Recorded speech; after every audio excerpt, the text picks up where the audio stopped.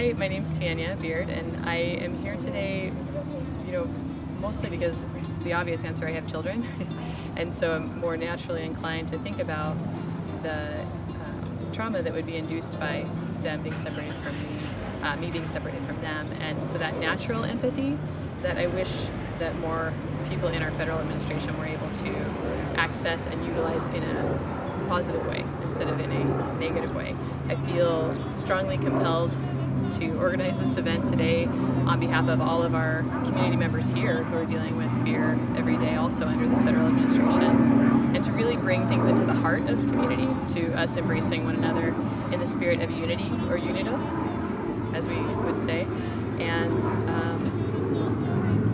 just kindness, trying to lead with kindness. I think leadership can be strong and kind.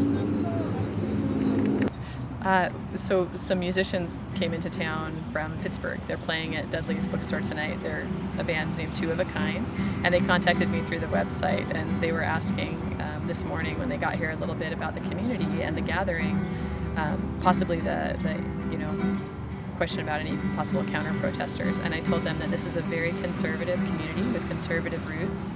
And the nice thing about this particular topic of families belonging together and ending family separation is that it's a great one, I think, to start with, gathering people, bringing the divide closer, bringing people closer together. So. Hello, my name is Hilda. I am here today because it is inhuman what is happening to our children, to our families. The separation of families is not acceptable. It's cruel. And I'm here to support this cause, this rally, because I am the mother of 4 children. And for me, that's not acceptable that the children are living in a cage. Hopefully we're gonna have a lot of people here supporting our cause. We're gonna have a lot of information for people that want to help these children in the detention center. Thank you. I appreciate the presence of the people that will be here supporting this cause. Thank you.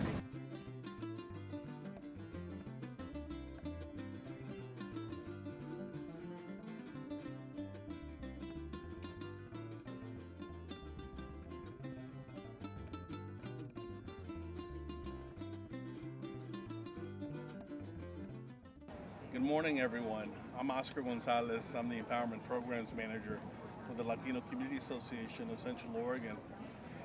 And today's event here in Redmond this morning is a part of a network of rallies / demonstrations / protests that are happening all over the country. In fact, this evening we'll be having another get-together in Bend at 6 p.m. But this morning we're here in Redmond bringing community together, and this all kind of began as of about a week ago or so, when we were contacted by local community members who wanted to take a stand and bring our community members together and let them know that what's happening on the border is not to be tolerated, and that we need to resist these sort of policies and this sort of agenda that is hurting beyond brown people, their children, and caging them like animals and treating them subhuman is just totally un-American. So we are not happy about what's been going on most recently with the zero tolerance policy. So we're talking to folks this morning about bringing that to a conclusion, and hopefully assigning these ICE personnel to further assist with the relocation and reunification of whatever children have yet to be brought together with their parents and or families throughout the country. So that's basically it in a nutshell as to why we're here today, getting the word out about our dissatisfaction with our country's policies in regards to what's happening to families being torn apart along our border. Thank you very much for this opportunity to say hello to everyone, and please keep tuned with the news developments And if you feel so inclined, feel free to keep in touch with your local and state and national representatives and let them know exactly how you feel about what's been transpiring most recently, and that it needs to come to a halt. Thank you. Feel free to come a little closer if you'd like so we can hear you too. Some came with dreams of power, some came with dreams of gold. It's a long, long way. Some came with whatever their two hands could hold. It's a long, long way. No matter when you came here and no matter how. It's a long, long way.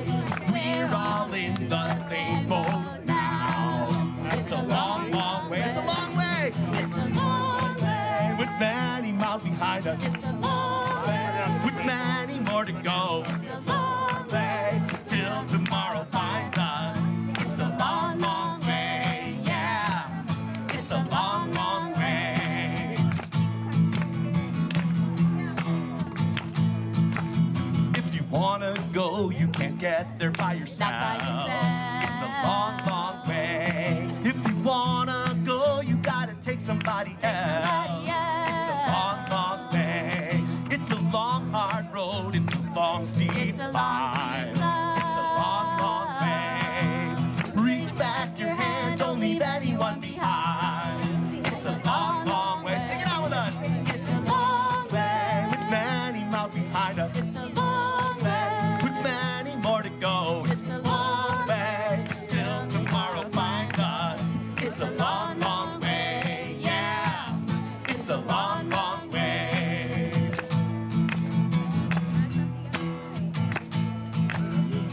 When I was a boy, once I heard a man. It's a long, long way. He said he had a dream about the freedom land. It's a long, long way. He said I might not get there, neither may you. It's a long, long way. But our children's children might see it come true.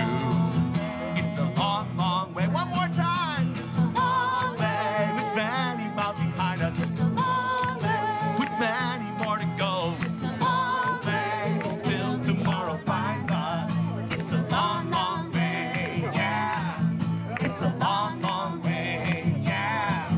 It's a long, long way. Thank you. Good singing. So I'm Tanya.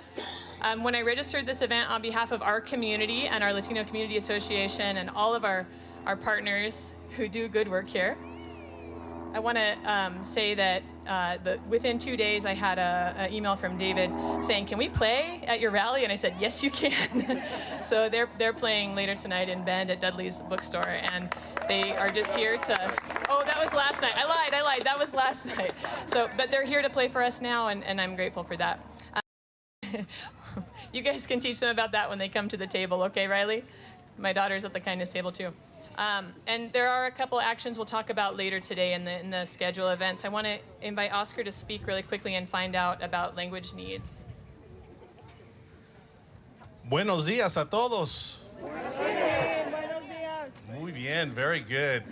Quiero saber si hay familias que necesitan ayuda para traducir para ustedes, que se presenten para frente. Anyone who may need some assistance with English translation, and I know you don't understand this, and I'm just translating for y'all. Please come to the front, véngase para frente. It really is so great to see so many of y'all out here today. Give yourselves a round of applause. Thank you for your heart, your compassion, and more than anything, your love.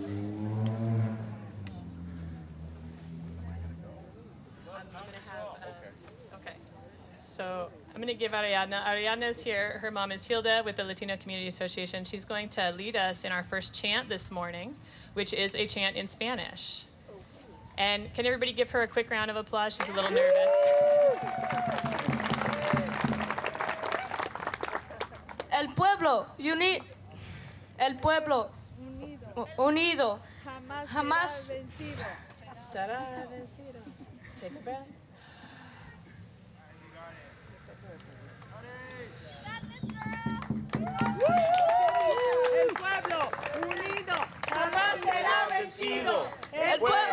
unido jamás será vencido. El pueblo unido Jamás será vencido. El pueblo unido jamás será vencido. El pueblo unido jamás será vencido. El pueblo unido jamás será vencido. El pueblo unido jamás será vencido.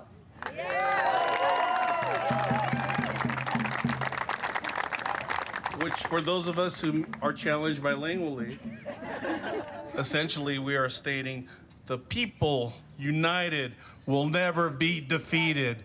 The people united will never be defeated. The people united Will never be defeated.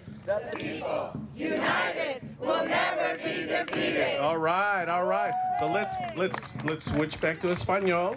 Let's go to our left side of our brain. El pueblo unido jamás será vencido. El pueblo unido jamás será vencido. El pueblo unido jamás será vencido. Gracias.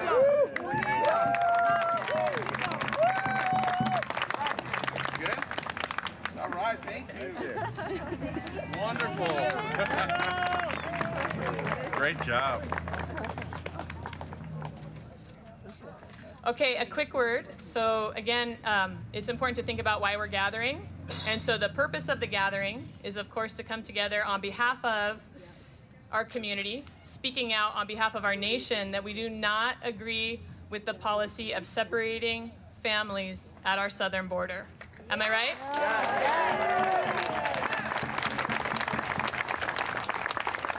And specifically, we're here to say what we do stand for, which is the ethical treatment of families coming to our border. People who are seeking safety, asylum, and kindness. So thank you for coming today on behalf of that, and I'm going to hand it over to Oscar. Thank you, Tanya. And from the bottom of all our hearts at LCA, you know, if it hadn't been for Tanya kind of leading the charge and reaching out and nudging us in the right direction, I'm not so sure this would have happened today. Bend obviously is always Bend, and they're having something this evening, which is great, and we're hoping that as many of y'all could go out there and be along their side. But it's important for us as residents here of our community here locally, here in Redmond. We've had our challenges, and we'll talk about that a little bit. But I did prepare a few words that I wanted to share with y'all this morning. And it's basically asking the question, how did we get to this point? You know, John Lennon, one of my heroes, he used to sing a song that spoke of a world with no borders. He used to talk about and imagine, or for yourselves, imagine an open border that actually did exist a little over 100 years ago between Mexico and the United States, where people were able to flow back and forth, live where they'd like to live, purchase goods and services where they would like. What a novel thought, huh? But then with the onslaught, thank you. And that's not necessarily where we're going in this vein, but I just want you to imagine, you know, being able to live next door to your neighbor in a loving, caring, compassionate manner, which up until now, and very recently with this rhetoric of the border, hadn't taken place. With the onslaught of the Great Depression in the 1920s, things began to change, and immigrants, especially those coming from Latin America, began to get scapegoated. And so policies began to change to reflect the economic downturn that was happening in the 1920s, which led directly to a couple very punitive, serious policies that took place that many of you may not be aware of. One, the Mexican repatriation of the 1930s that happened from 1929 to 1936, where 500,000 of us, many of us U.S. citizens, were thrown into these freight cars and shipped back to Ulterior, Mexico. Again, it's a history that is left out in many of our history books, as well as, yes, in 1954 with Operation Wetback, which the name itself denotes so much hatred and animosity. And And coincidentally, it was during this time frame between these two periods, these two policies, where the Bracero program opened up, allowing folks like my parents, my uncles, to kind of sneak in when the economy deemed them necessary, especially during World War II and the Korean War. And so my dad and my uncles ended up, of all places, in Chicago, Illinois, and Gary, Indiana, working in the steel mills. And if you know demographics to date, Chicago, this explains as to why Chicago has the second largest Mexican community behind LA in the whole country, in the whole United States.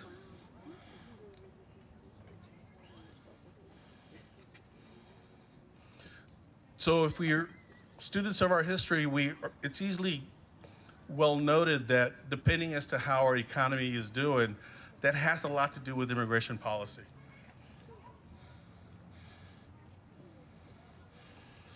So when the US policy dictates, mostly again based on economics, but sometimes based on nativist and or xenophobic tendencies, as to when we are welcomed with open arms or made to feel unwanted. In many cases, as I mentioned, scapegoated for causing America's ills. Scapegoated by claiming that we take away jobs from other folk.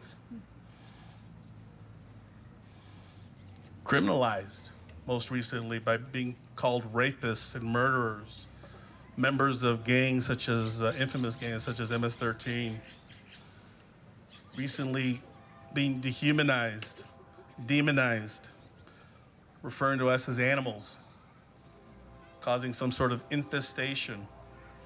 So this all kind of laid the groundwork, all this rhetoric, as they were preparing their cages for our kids.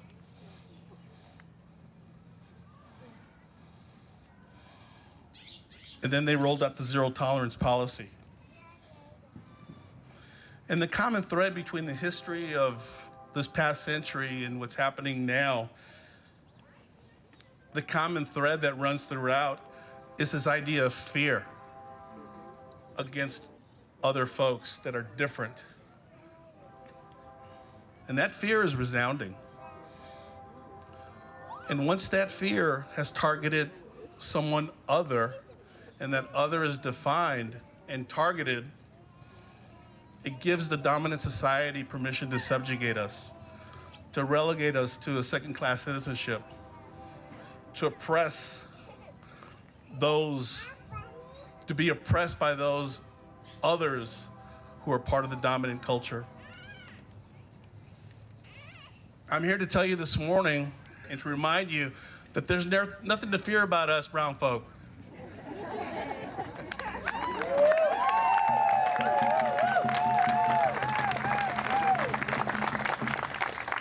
And for those of you, and I know we keep this on the down low from California, y'all know this.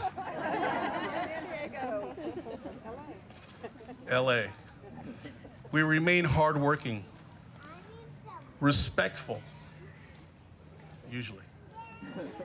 Family, and faith-driven.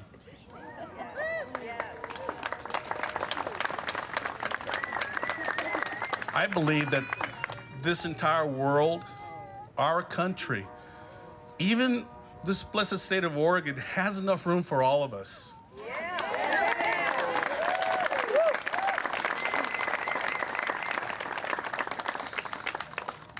And this whole dynamic of poor folks, brown folks, migrating from the southern hemispheric countries is not just happening in our border. Have y'all noticed what's been happening all over the world?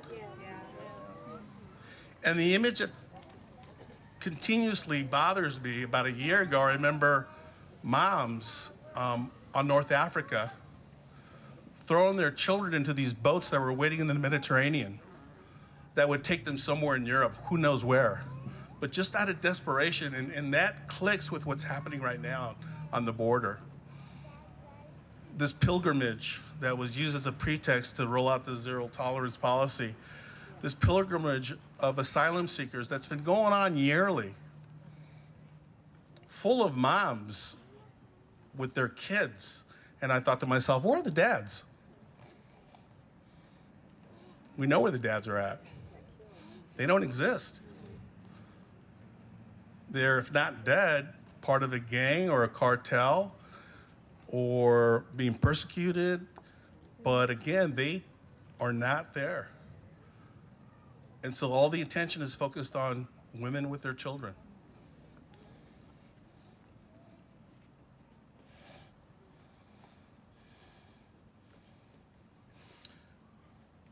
What happened to the notion of what the Statue of Liberty stands for? When we talk about America welcoming its arms, asking, give me your tired, give me your weak, your frail.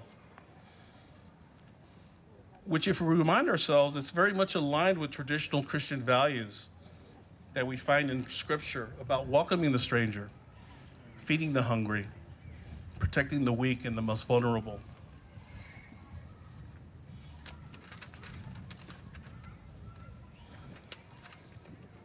Question for y'all. When was seeking asylum ever considered a crime? Now it is. And getting back to the Statue of Liberty, the hypocrisy behind that, I recently told a friend of mine, I think it was Brad not too long ago, I said, you know, either we tear it down or we ship it back to France.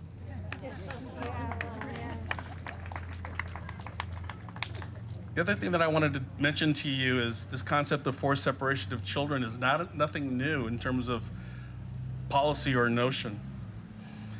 This precedent actually goes back historically to hideous episodes, historically, namely slavery and the Holocaust.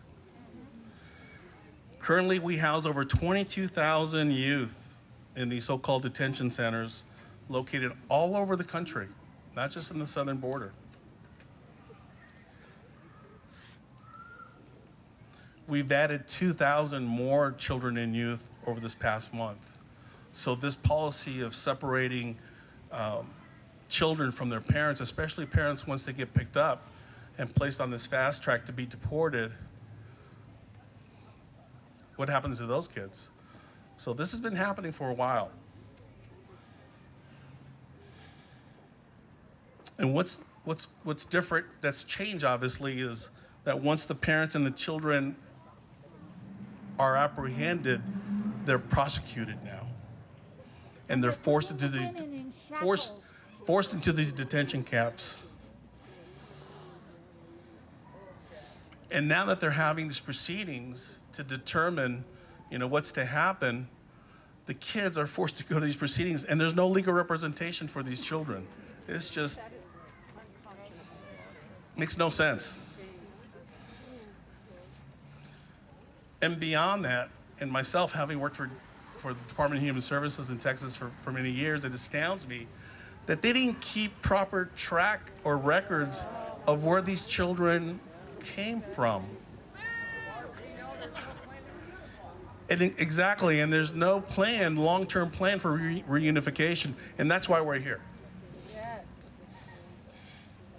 So the question is, like, where are these children? And if we kept in touch with the news, we know that they've been sent to all different parts of the country, including Oregon. And we've have our fingers on that pulse to hopefully identify where those few children are at so that we could help to facilitate to get them reunited with their families. And you know, Sheriff Arpaio is running for Senate again in Arizona. Well, now he can, now that he's been pardoned, right?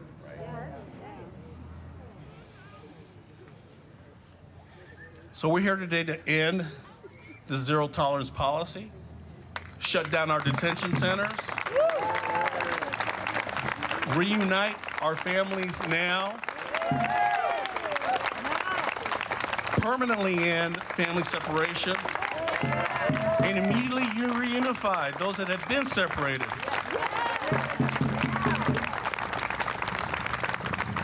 ICE must release parents immediately so that HHS and DHS can reunify them with their children. ICE be gone. in family detention. Children and families deserve due process, not indefinite imprisonment. Children do not belong in baby cages like internment-like camps. Family incarceration is not the solution to family separation. In this zero humanity policy, reverse the Trump administration's policy that created the crisis to begin with, and that parents should not be criminally prosecuted for doing what all parents do, which is to try to bring the children to safety. Which is what my parents did with me. This horrible nightmare for families will only end when Trump apparently stops his prosecution policy. So I heard it a little bit ago, get rid of ICE. Reassign them, if anything, and help with the reunification efforts. Make case managers out of them. Dismantle ICE. But we need y'all's help in monitoring to make sure that the reunification that they had promised by July 26th happens, which is 30 days from now. And it's supposed to happen for children under 5 within 15 days of today. But if we don't monitor, if they don't know that we're watching and we're checking, then things may not change. So it's very, very important for y'all to keep your fingers on that pulse.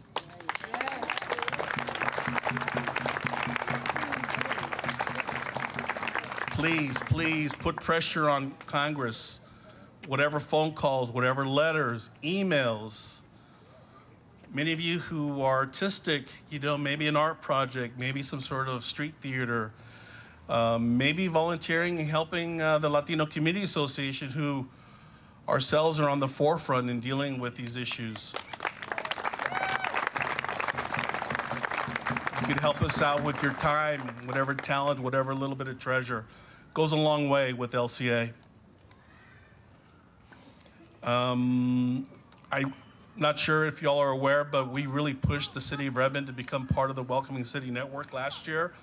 We have not given up, but we need more of y'all to come to those meetings in City Hall to revisit this and let them know that we are a community that is intolerant to hate.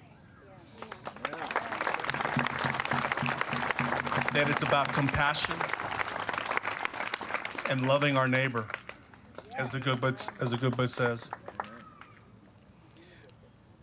And Tanya will talk a little bit more about this in a little bit, but the idea of creating a community diversity advisory council for City Hall. What a novel thought. And this is something that we'd like to put out there for y'all to consider joining and being a part of, so that your voice could be heard and shared within those quarters. So when you get a chance, we've got some petitions and our opportunities for you to sign up to help us out as a volunteer, so that we can stay connected with you. And ultimately, all of our efforts will, at some point in time, lead to social change. And social justice. Blue Tsunami 2018. Almost there. Yeah, so let's focus on what those possibilities can come to be in 2018. Watch out, Walden.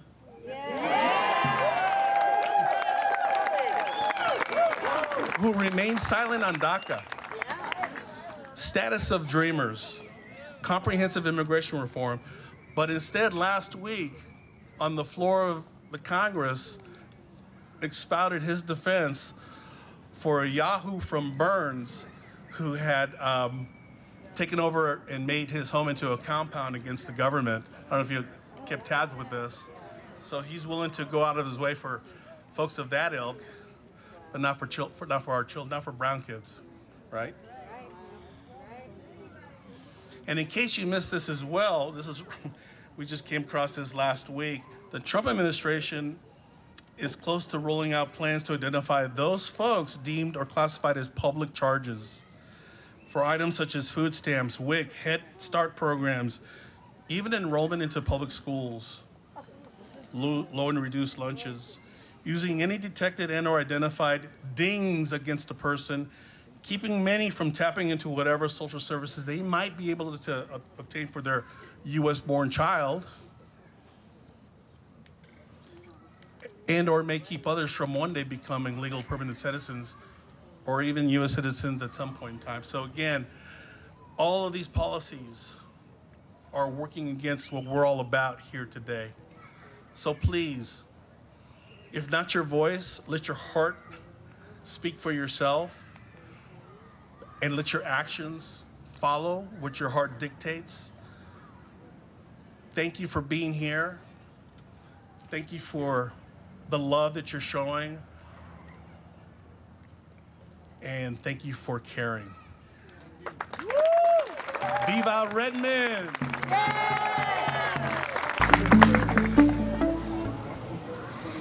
Good morning. Good morning. Thank you for coming today. This is amazing.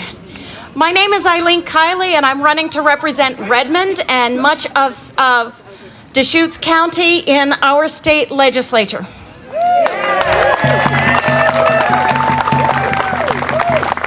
So if you know anything about me, you know that I was a corporate financial controller for a long time. So my training is to follow the money and figure out the root cause. And one of the things I see when I look at this is we have a concern about the number of people that are asking for asylum in our country. So why is our government choosing the most expensive way to deal with this problem? We like to talk about money as political capital, but I'd like you to look at it a different way. Money buys something. The political capital of the extremist authoritarians is fear. This is about generating fear because that is where their power comes from. And let's not forget that when you see anger, when you see hatred, you are seeing an expression of fear. Our political capital is hope. Because fear leads to inaction and hope leads to action. We move forward with hope.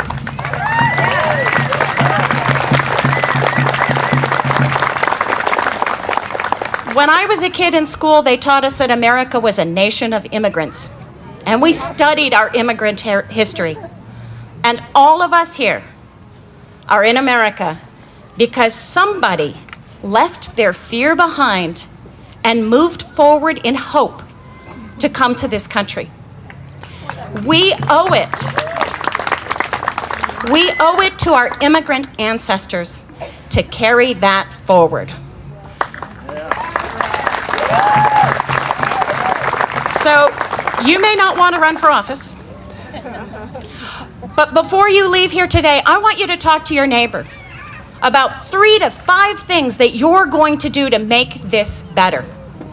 You can start by signing some petitions over there. You can start by making sure your voter registration is up to date. You can start by remembering that we don't just vote in November for the president.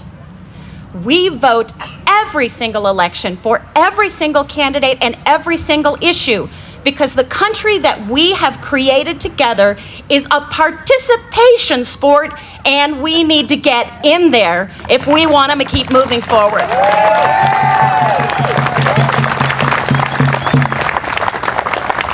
So what did I ask you to do? Before you leave here today, you're going to do what?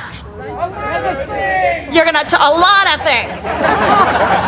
You're going to sign up. You're going to talk to your neighbors. You're going to keep talking to your neighbors, and you're going to talk to your neighbors in, I'm going to quote my friend Bill Trumbull, with civility.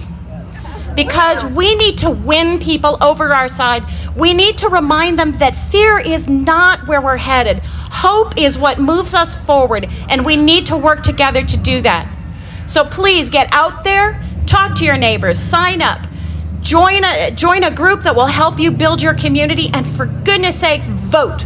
vote every time, vote for everybody. Thank you very much.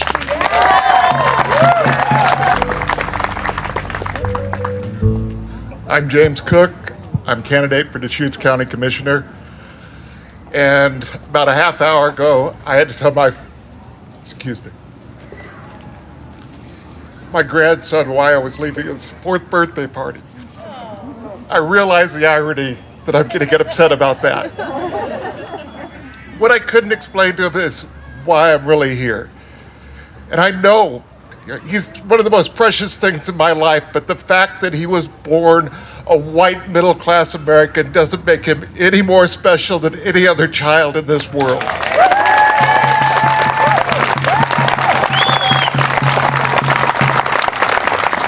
And if I would not be silent while my family was ripped apart, I can't be silent while other people's families are ripped apart.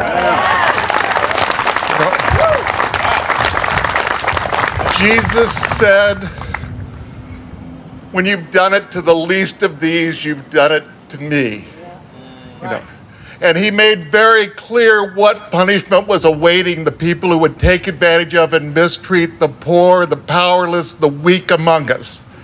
We cannot be those people. That cannot be our America. We have to say, no, this has to stop now. Thank you. Here's the message. Here's the message that I want you to carry with you in addition to everything else. Everyone in your family, your neighbors, your friends, is your voter registration current? Say after me, is your voter registration current? Yes. Now, I ask that question, and then I say, okay, let's see, now have you changed your name? Have you changed where you live? Do you have members of your family who have reached the age of 18 or even 16? Because they can now register. Do you have people in your family who would like to change their registration?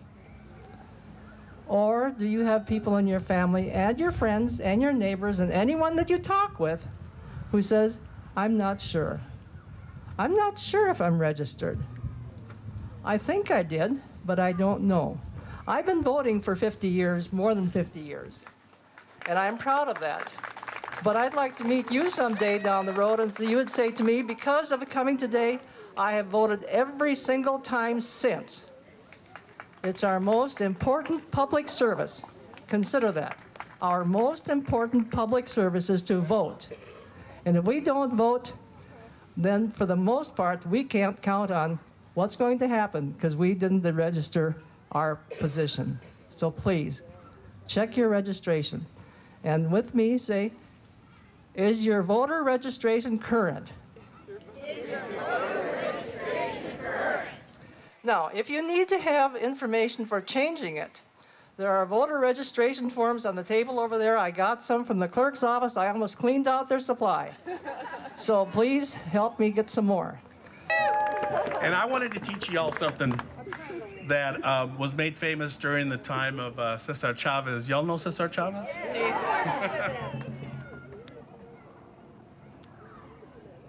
So this typically would start, or during the middle or at the end, happen invariably. It's called the Chicano clap, for obvious reasons. But it starts really, really slow. And we could do this later now, but we could practice this right now. Let's practice. Okay, so just follow my lead.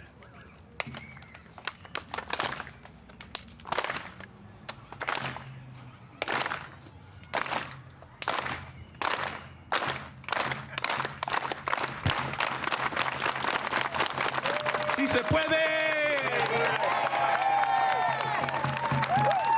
Thank you very much. Muchas gracias.